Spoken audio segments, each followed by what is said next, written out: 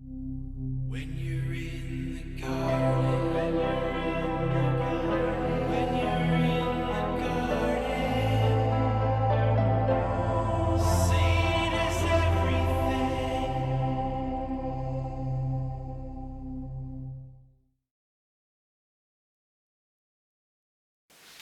En este vídeo continuamos con las razones trigonométricas y en este caso vamos a relacionar las razones trigonométricas dentro de una circunferencia que llamaremos circunferencia goniométrica, y es aquella que me permite estudiar la medida de los ángulos. Lo primero que tenemos que ver es qué característica tiene esta circunferencia, y es que la circunferencia goniométrica tiene como radio 1. A partir de ella vamos a comenzar estudiando cómo se representan en esta circunferencia los ángulos. Y a partir de ahí estudiaremos sobre esta circunferencia las razones trigonométricas. Esto me va a permitir generalizar y comprender las razones trigonométricas para ángulos mayores de 90 grados. Lo primero que tenemos que saber es que esta circunferencia la representamos encima de los ejes coordenados, siendo el centro de la circunferencia el punto 0. Y a partir de aquí representaremos los ángulos en sentido positivo cuando los representamos en este sentido, es decir, en el sentido antihorario, y representaremos los ángulos en sentido negativo en el mismo sentido de las agujas del reloj. De esta forma, cualquier ángulo, por ejemplo, este ángulo, sería aproximadamente de unos 20 grados positivos, mientras que en este sentido tendríamos un ángulo de menos 15 grados en sentido negativo. Partimos nuevamente de nuestra circunferencia goniométrica, que recuerdo que tiene como radio la unidad, y supongamos un ángulo agudo representado, por tanto, en este primer cuadrante. Recuerdo que la circunferencia queda dividida en 4 cuadrantes que se llamarán primer cuadrante, segundo cuadrante, tercer cuadrante y cuarto cuadrante.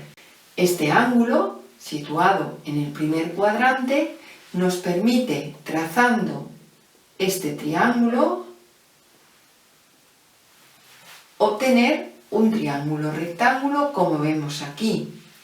Si este ángulo lo llamamos alfa, sabemos que es un ángulo agudo, podemos definir las razones trigonométricas de este ángulo. Sabemos que el seno de este ángulo será el cateto opuesto, que vamos a llamar x, partido por la hipotenusa, que sabemos que es el radio. Por tanto, x partido por 1. ¿Qué quiere decir esto? Que puesto que el radio en este triángulo corresponde a la hipotenusa y sería 1, lo que estamos obteniendo es que este segmento será el seno del ángulo alfa. Si calculamos el coseno de este ángulo alfa, sabemos que el coseno es el cateto contiguo, que será este, por ejemplo, lo llamaremos y, partido por la hipotenusa, pero nuestra hipotenusa vuelve a ser 1. Quiere decir que este segmento corresponderá al coseno de alfa. Por tanto, dado un ángulo agudo, sabemos que la proyección de este punto sobre el eje o x corresponderá al seno del ángulo alfa, mientras que este segmento corresponderá al coseno del ángulo alfa.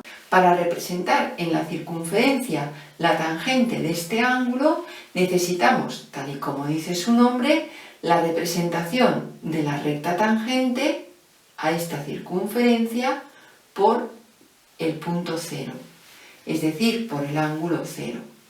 Si prolongamos el radio hasta tocar a esta recta, observamos que la tangente de este ángulo alfa será la longitud de este segmento, desde este punto hasta el 0. Por tanto, esto será la tangente del ángulo alfa. Haciendo un pequeño resumen, recordamos que en una circunferencia goniométrica, si consideramos un ángulo en el primer cuadrante, tendremos que el seno de este ángulo corresponderá a este segmento, el coseno del ángulo corresponderá a este segmento y, por último, la tangente del ángulo corresponderá a este segmento.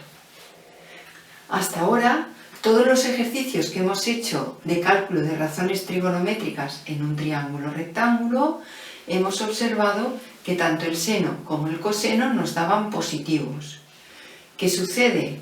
Que cuando representamos en los ejes coordenados un punto en el primer cuadrante, sabemos que tanto la coordenada x como la coordenada y son positivas. Por tanto, podemos deducir que en el primer cuadrante, es decir, para aquellos ángulos entre 0 y 90 grados, el seno y el coseno serán positivos. Una vez que ya sabemos cómo representar el seno y el coseno en un ángulo del primer cuadrante, vamos a ver cómo lo haremos en un ángulo del segundo cuadrante, del tercer cuadrante y del cuarto cuadrante. Bien, supongamos el ángulo alfa que tenemos aquí. Y vamos a representar las razones trigonométricas de este ángulo en la circunferencia. Obtendremos la proyección sobre el eje OX y tendremos aquí un triángulo rectángulo. Dado este triángulo rectángulo, este segmento corresponderá al seno de alfa y este segmento corresponderá al coseno del ángulo alfa. Sabemos que en este eje la x va a ser negativa y en este eje la y va a ser positiva. Por tanto, en este segundo cuadrante, el coseno es negativo, mientras que el seno será positivo. ¿Qué sucede con la tangente? Pues al igual que hemos hecho una prolongación del radio hasta llegar a la recta tangente, realizaremos una prolongación de este radio hasta que corte a la recta tangente. En este punto podremos decir que este segmento corresponderá a la tangente cuando el ángulo está en el segundo cuadrante. Sabemos que una de las fórmulas fundamentales de la trigonometría nos dice que la tangente de un ángulo alfa es igual al seno del ángulo alfa partido por el coseno del ángulo alfa. Puesto que para este ángulo el seno es positivo y el coseno es negativo, el cociente, utilizando la regla de los signos, nos dirá que la tangente para un ángulo en el segundo cuadrante será negativo. Por tanto, la tangente será negativa. Vamos ahora a ver qué sucede con un ángulo en el tercer cuadrante. Supongamos ahora un ángulo alfa situado en el tercer cuadrante, es decir, un ángulo mayor de 180 grados. En este caso, el triángulo se formaría en este punto y tendremos en este caso que el seno de este ángulo alfa corresponderá a este segmento, mientras que el coseno corresponderá a este segmento.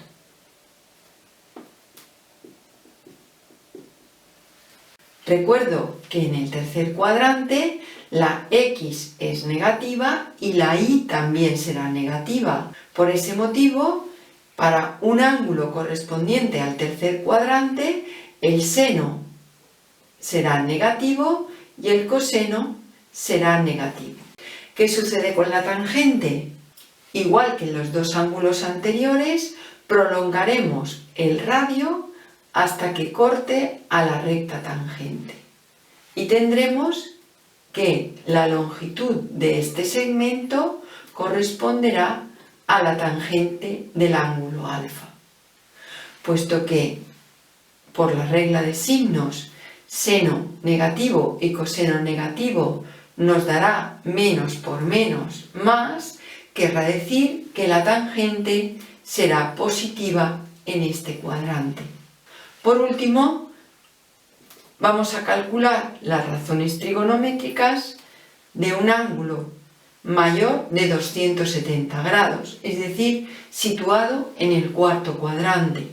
Llamaremos este ángulo alfa y tendremos que prolongar, igual que en los casos anteriores, para obtener aquí el triángulo rectángulo.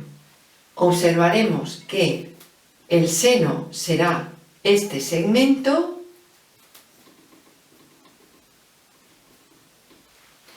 el coseno será este segmento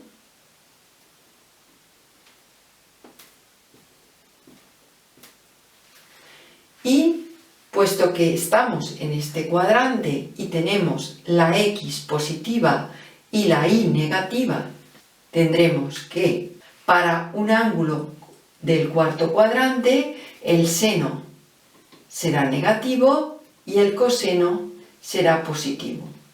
¿Qué sucede con la tangente? Que tendremos que prolongar, igual que en los casos anteriores, el radio hasta cortar a la recta tangente. Y tendremos que esta longitud corresponderá a la tangente del ángulo alfa. Utilizando nuevamente la regla de signos, observaremos que, puesto que el seno es negativo y el coseno es positivo, menos por más nos dará menos y querrá decir que en este cuadrante la tangente será negativa. Haciendo esta misma regla de signos para el primer caso, tendremos que en este cuadrante el seno será positivo, el coseno también será positivo, tal y como vemos, y utilizando la regla de signos, la tangente será también positiva, ya que más por más nos da más.